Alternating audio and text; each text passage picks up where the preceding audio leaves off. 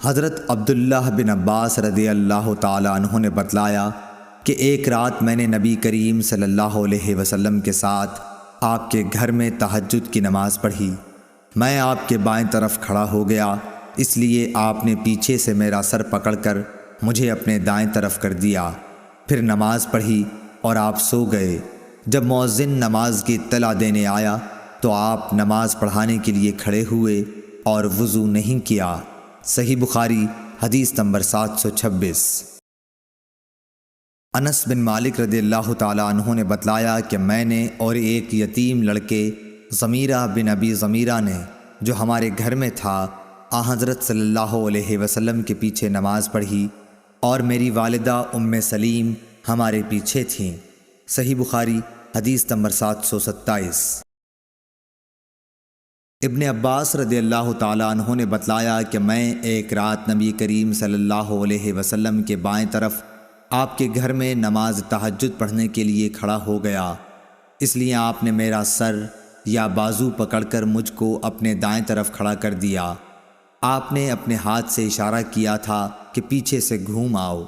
صحیح بخاری حدیث نمبر 728۔ حضرت عائشہ صدیقہ رضی اللہ تعالیٰ عنہا نے بتلایا کہ رسول کریم صلی اللہ علیہ وسلم رات میں اپنے حجرے کے اندر تہجد کی نماز پڑھتے تھے۔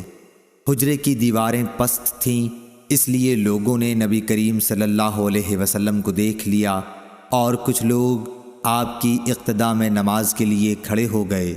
صبح کے وقت لوگوں نے اس کا ذکر دوسروں سے کیا، پھر جب دوسری رات کھڑے ہوئے تو کچھ لوگ آپ کی اقتداء میں اس رات بھی کھڑے ہو گئے۔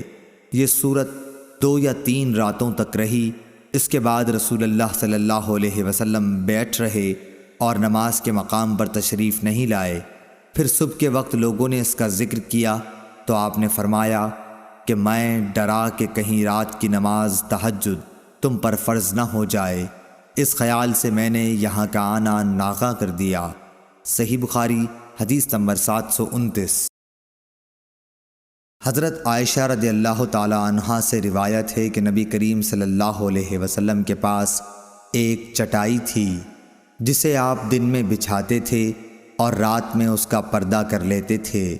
پھر چند لوگ آپ کے پاس کھڑے ہوئے یا آپ کی طرف جھکے اور آپ کے پیچھے نماز پڑھنے لگے۔ صحیح بخاری حدیث نمبر 730۔